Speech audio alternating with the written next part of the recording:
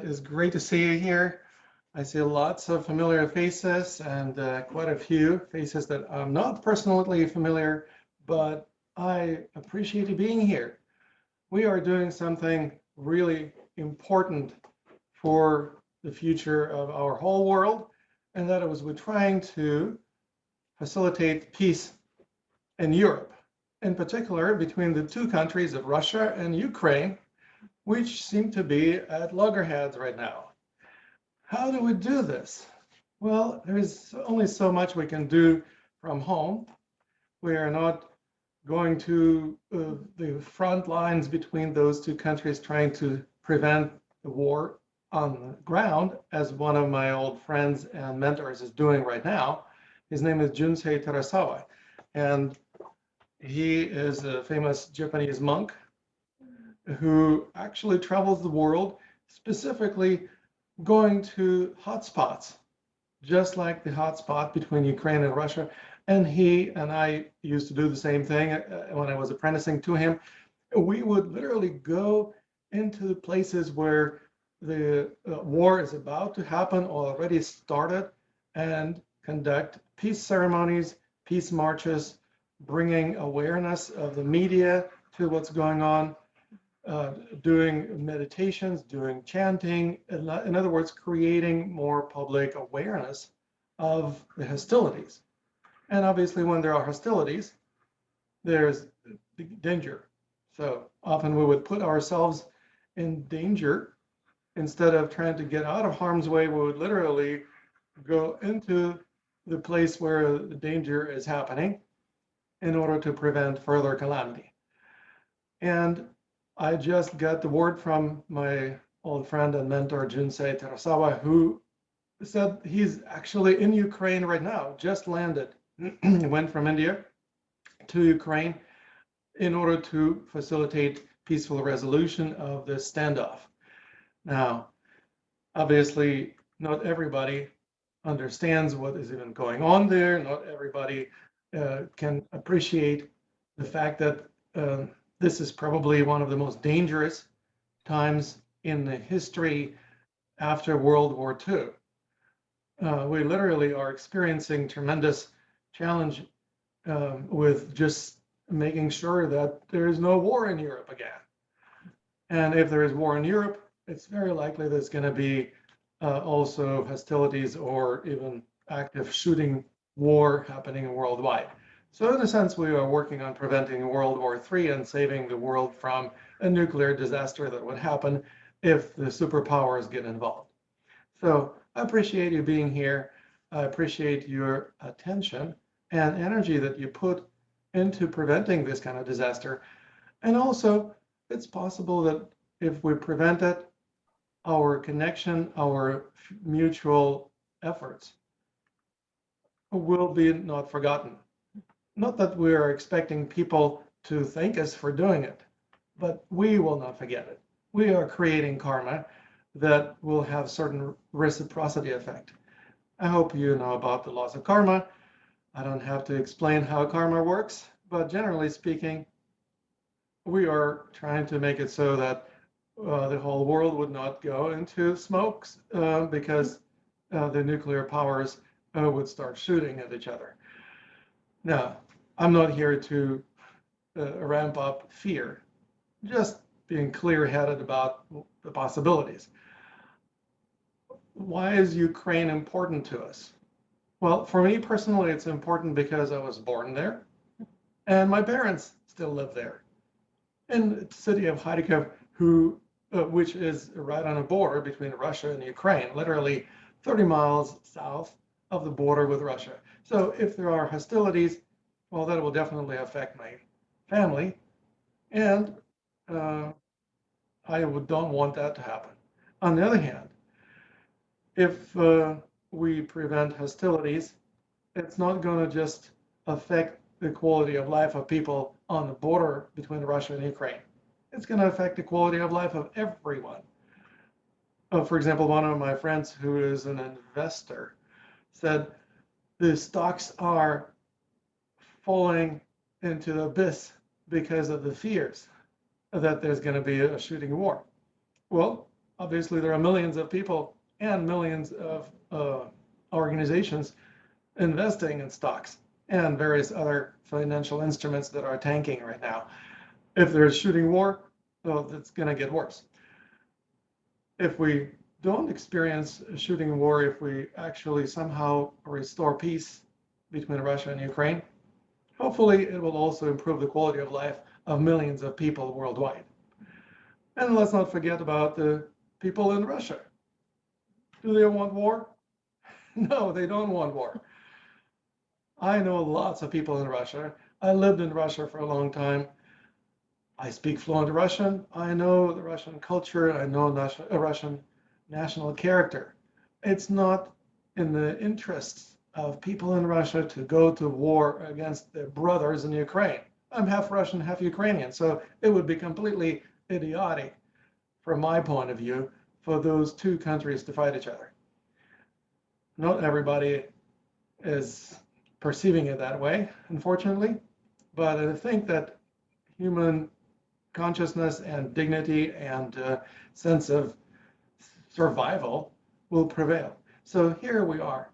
We're here today to explore simple and elegant ways that we might be able to facilitate survival and perhaps even improve the quality of life of millions of people. How do we do this? Well, you may be wondering, does it really work if we start meditating? How much effect is it going to have on the unfoldment of events somewhere across the globe? Well, in personal experience, going into war zones or hot conflicts zones with Junsei Terasawa, I observed how on many occasions it actually helped a great deal.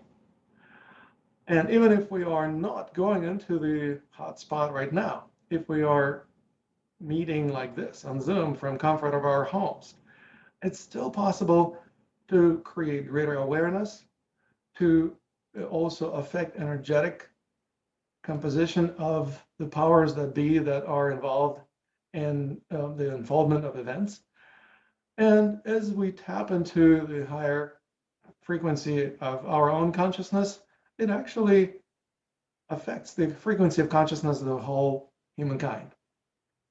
I hope I'm not preaching to the choir. Well, I think I am preaching to the choir. I see a lot of people nodding their heads. They're kind of on the same page already. So I really appreciate you being on the same page. And I really treasure the fact that you are here spending your time and your precious energy contributing to making our world a better place. So what I intended to do in the course of our next 15 days vigil is to basically practice meditation, and also, even though it's my normal spiritual practice, I would actually, to honor Junsei Terasawa, introduce to you, unless you're already familiar with it, the practice of chant of a Gohonzon, the mantra that he introduced me to, and basically it's a well-known mantra, Namo Myoho Renge Kyo, that people practice for a long time, for hundreds of years in Japan, and eventually Junsei Terasawa's teacher, Nichidatsu Fuji, who lived to 100 years of age, I think 101 years of age, and was a personal friend of Mahatma Gandhi. He actually practiced this meditation and this mantra chanting in India, when he actually prevented, in a sense, or at least somewhat contributed to prevention of war going into India during World War II. And he communicated with the Emperor of Japan, sending him personal messages, trying to compel him not to invade India. Now, the Emperor of Japan failed to follow the advice of Guruji. Nichidatsu Fuji was also known as a Guruji, but the idea was that Nichidatsu Fuji literally told the Emperor of Japan during World War II, if you go to India, if you invade the birthplace of the Buddha, a lot of troubling things are going to happen to Japan, because you're going to basically affect the karma of the country adversely. Well, the emperor didn't listen to him and invaded Burma, which at that time was part of it, India, British India. He didn't go into India proper, but going into Burma apparently was enough to affect adversely the karma of Japan. And as we know, Japan was beat in World War II quite severely. What we want to do is basically make it so that this karma doesn't happen again to Russia or to anyone else. And we want to create a greater sense of peace and harmony between the countries. Does this practice work? Well, observing how Junsei Terasawa meditated and chanted Namo Myoho Renge Kyo in numerous hotspots worldwide. Anything from the Palestine and Israel conflict to war in Iraq, to Afghanistan, to Central Asia, to Russia. He actually is on the blacklist. He cannot go to Russia anymore because Russia literally banned him from getting the visa to enter the country. But he basically spends a fair amount of time in the countries of Ukraine, Central Asia, and other countries surrounding Russia, because he recognizes that it's still a flashpoint, it's a hot spot. And of course, Russia and China are in cahoots nowadays. And as a result of that, there is a major potential for those two become basically the superpowers on the opposite end from the United States of America and NATO countries. And this is going to create a big time Cold War 2.0. If we don't want that to happen, well, apparently we need to do something about it. And we will contribute to the extent we can by meditating, by tapping into higher consciousness, and by meditating and chanting the mantra Namo Myoho Renge Kyo.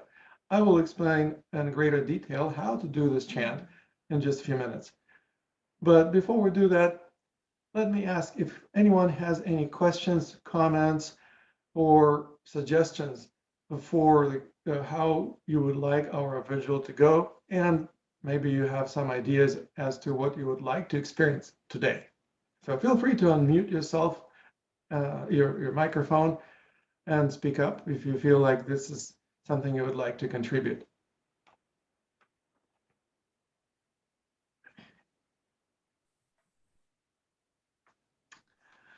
Hello. Can you please spell out the chant that you just gave? Yes. Okay. Absolutely. Thank you. That's a great request. N as in Nancy, A, M as in Mary, U, M as in Mary, Y, O, H, O, R, E, N as in Nancy, G, which in this case pronounces G, E, K as in Ken, Y, O. And I also will introduce a simple rhythm which this mantra usually is performed to in just a minute. We will do some meditation before we chant the mantra, but this is something that I appreciate that you asking how to spell it so that there is no question about how it works. And I also appreciate if anyone, yes, thank you for putting the chat, the spelling of the chant in the chat. I noticed that somebody put it in the chat, so appreciate that. I think it was Joshua. So thank you so much, Joshua. If you've never done this chant, it's going to be a little bit of unusual experience just simply because you're not used to doing it. But it is such an easy flow to it. There is no big deal when you start getting used to it. The meaning of this chant is actually really simple. Namo means be blessed or hail. Myo Ho Ren Ge Kyo means the miraculous law of the Sutra of the lotus flower in Japanese.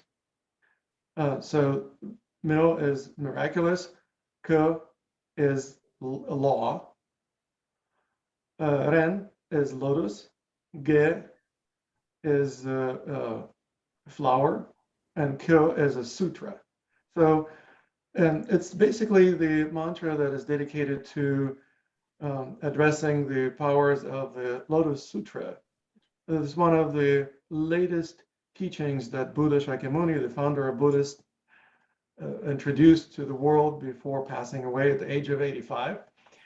And that's often considered kind of like an amalgamation or integration of a lot of Buddhist teachings that he taught the world since the age of 35. So for 40 years, he taught his teachings, and close to the final days, he basically shared kind of the gist of his teachings or the essence of the teachings. And that's something that, of course, is questionable. The different practitioners of other sects of Buddhism may have different opinions about which mantra or which sutra is more important. I'm not here to debate it. I'm definitely not on a bandwagon to believe that this is one and only teaching that should be taught or learned. However, it has its own merits, and I want to introduce it to you, and I believe that we will benefit from tapping into the powers of these teachings today. Meditation that I would like to start with is also extremely simple. We are going to simply close our eyes and connect with our breath. We are not going to be counting the breaths. It's not a matter of number of breaths that we take. It's not even the matter of the pace at which you're breathing. We are going to practice breathing in the most natural manner. In other words, we're not trying to breathe right. We're not trying to breathe according to any particular protocol. We're learning how to connect with our true nature, allowing what is natural to manifest spontaneously through our bodies and through our breath. And when that happens, as you can imagine, you experience the most profound sense of wellness and well-being, because what can be healthier than being natural? So we learn how to create that sense of naturalness within ourselves and tap into the true nature. And of course, any Buddhist would agree with me that the true nature is the same as what they call Buddha nature, basically connecting with those powers that be that allow us to have an effect on the flow of things in the world. In other words, stepping into the shoes of a creator, if you will. In Buddhism, it's not like the Buddha is the creator or the God, but in a sense, the universe is dreaming itself into existence. And so what we do is we learn how to tap into the source of creative power that manifests everything. I can go for hours lecturing about the subject matter, but I don't want to lecture today. I want us to practice. So without any further ado, let's do this. If you're sitting, great, just make yourself particularly comfortable. If you choose to stand like what I'm doing here, that's perfectly fine too. Just take a natural stance by jumping and landing softly. Softly like a kitten, landing without a big thud. If you're in a chair. If you're in a chair, you don't have to jump. You just simply enjoy sitting quietly. And what we'll do next is align our head. How do we do this? We grab a hold of the tips of our ears and gently pull straight up towards the ceiling. You may notice how the alignment of the head changes. It may change just a tiny little bit. It may change significantly, depending on how out of alignment you were. And that means that you will be able to find a more natural, more optimal alignment for your head, which means the neck muscles can relax. And when the neck muscles relax, that means the central nervous system is not so busy sending signals of contraction to your muscles. which means the central nervous system becomes less agitated.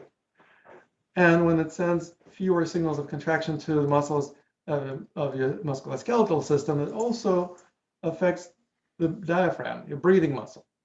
So you may experience a sigh of relief, or just notice how it becomes easier for you to breathe.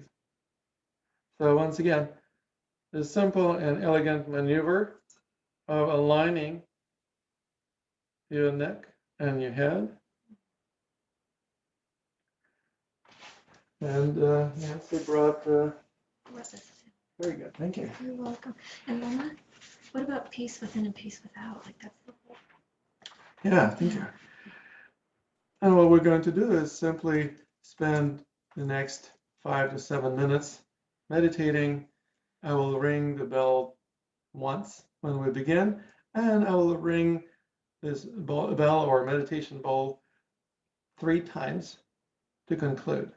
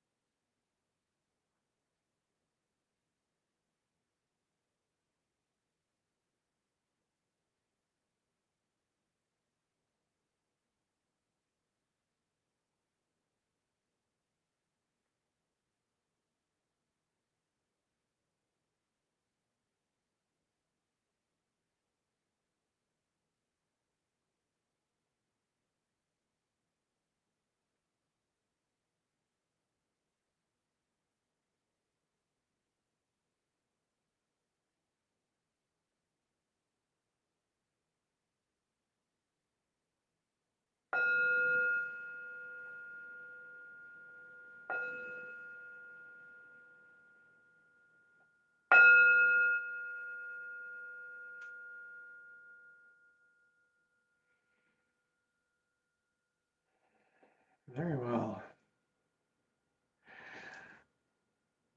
As we tap into the sense of peace within, we also can expand our energy to facilitate peace without. It may expand just within your household. I hope you don't mind having greater sense of peace in your household. It may also affect your community. Who wouldn't want to live in a community that has a greater sense of peace in it? It may expand even beyond, perhaps affecting the state of affairs in your entire state.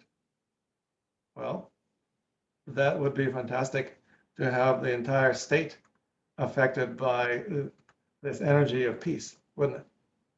And it may even expand further into other states or countries. And that's exactly what we are here to do, to basically create a sense of energetic influence affecting how we can experience peace worldwide. This is nothing new. I'm certainly not the first person to talk about it.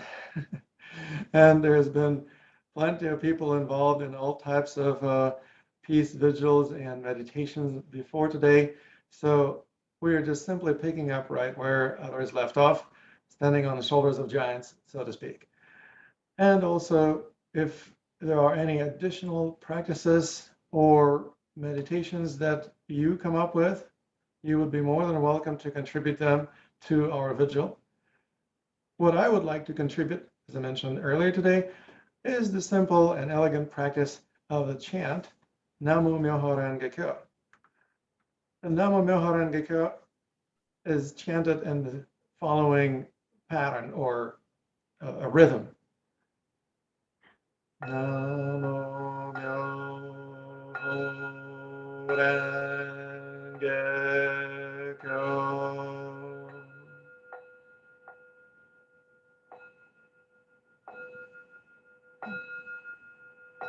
Do it later. Namo Myoho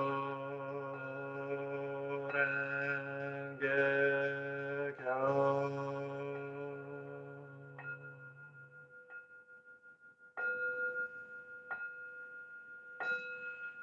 Namo Myoho Renge Kyo.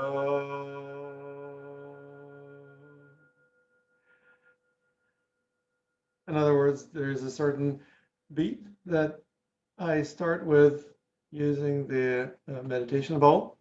And if you feel like unmuting yourself and joining in chanting this together, I've never done this, so I have to admit, I've never done this over the internet. So this is going to be interesting to see if it's even going to work in sync, because there may be a little bit of delay in the audio.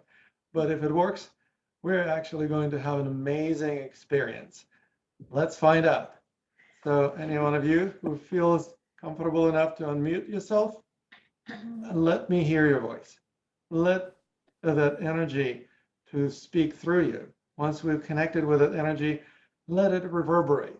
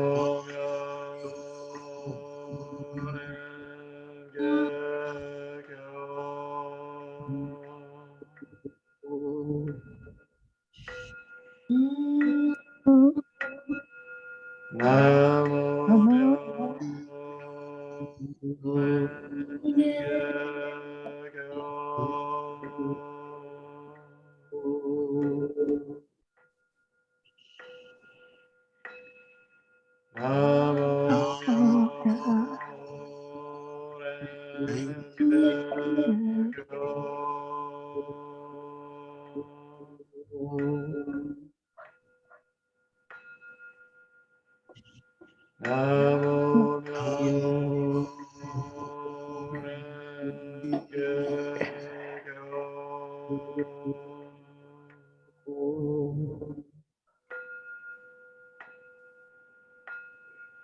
Namo Myo Renge Kyo.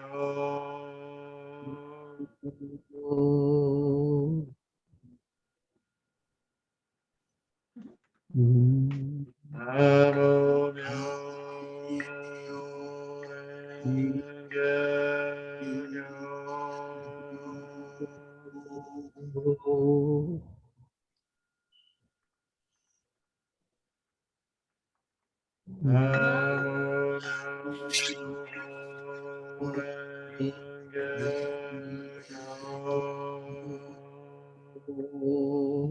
Namo Myo Renge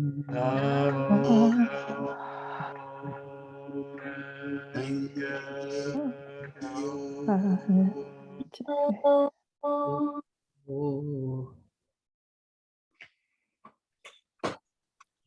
Namo Myo Renge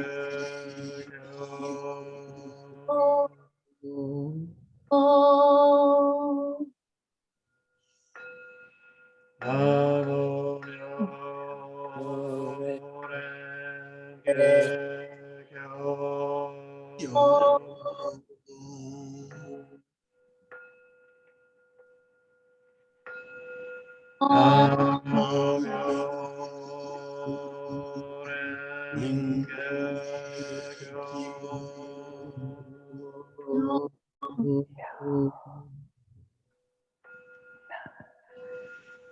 Namo Myo Renge Kyo.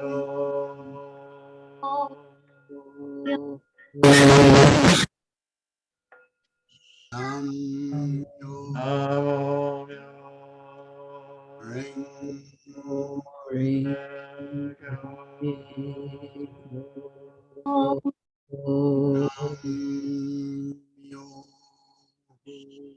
Namo Myo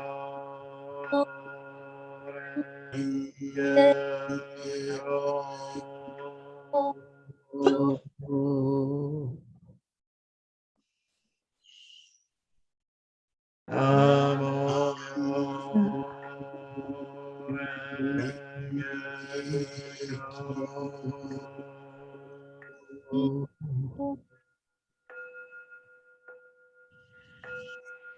Namo Myo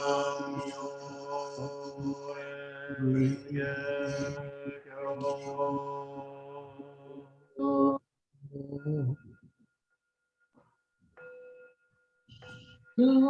Namo Myo Renge Kyo. Namo Myo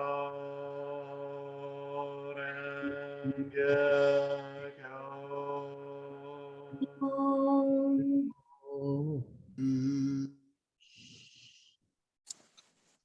Namo Myo Renge Kyo.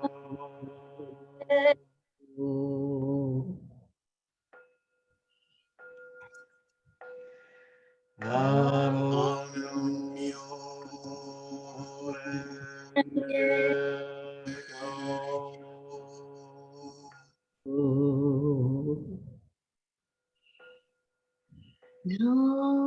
Namo Myo Renge Kyo.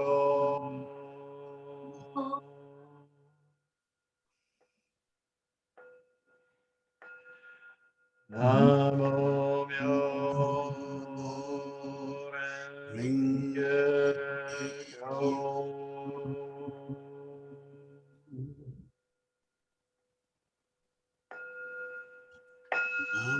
Namo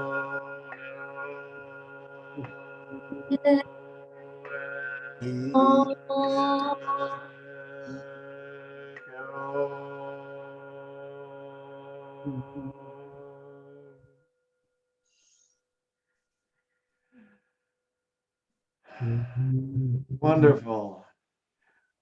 This is the mantra that Nichidatsu Fuji, also known as Fuji Guruji, taught to Mahatma Gandhi.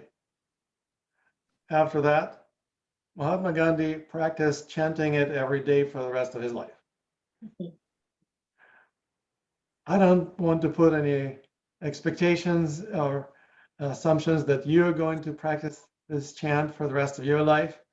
But if you value peace and if you value those values that Mahatma Gandhi stood for, that Nichidatsu Fuji stood for, that my mentor Junsei Terasawa stands for, what I stand for, I believe that you will be able to contribute a significant contribution to peace in the world. If you have any questions about what we're doing and why we're doing it or how we're doing it, you are more than welcome to unmute your phone, your microphone, and speak up. I would love to hear from you, answer any questions, or hear your feedback.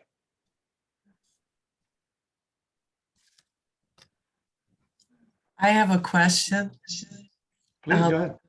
Could you go through each syllable of the chant slowly for us beginners and do the pronunciation?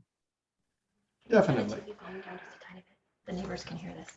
Na, mu, myo, ho, ren, ge, kyo. Usually, each of these syllables has its own beat, except for the first two, namu, which are done twice as fast.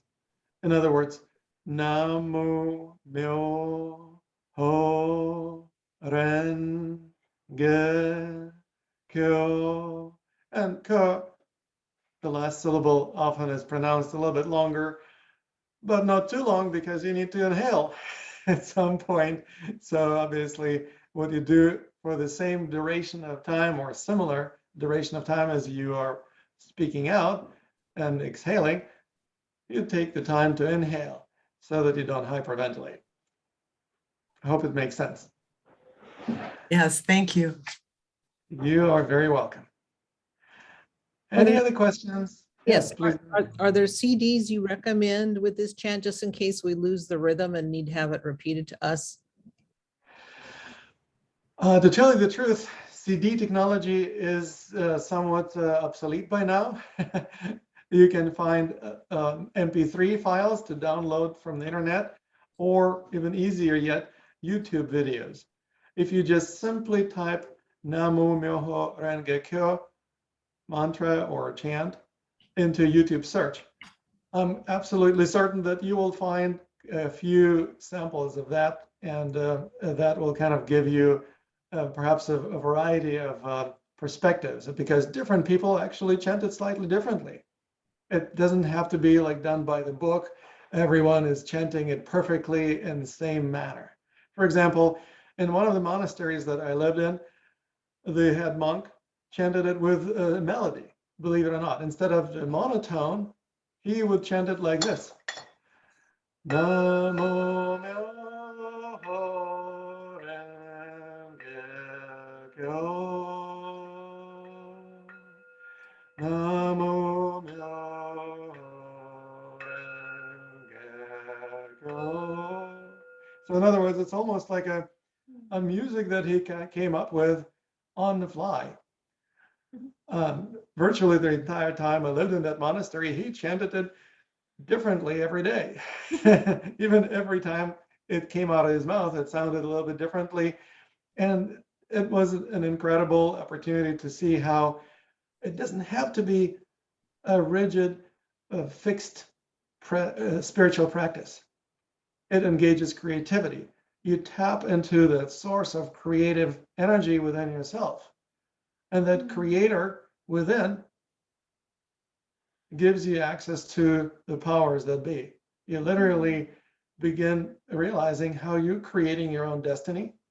And perhaps tapping into that creative powers also gives you access to the ability to influence how things are happening in the rest of creation. And so you basically are tapping into that source in order to not manipulate things, because it's a lot of work to manipulate the universe, but rather work with the flow of things in the universe.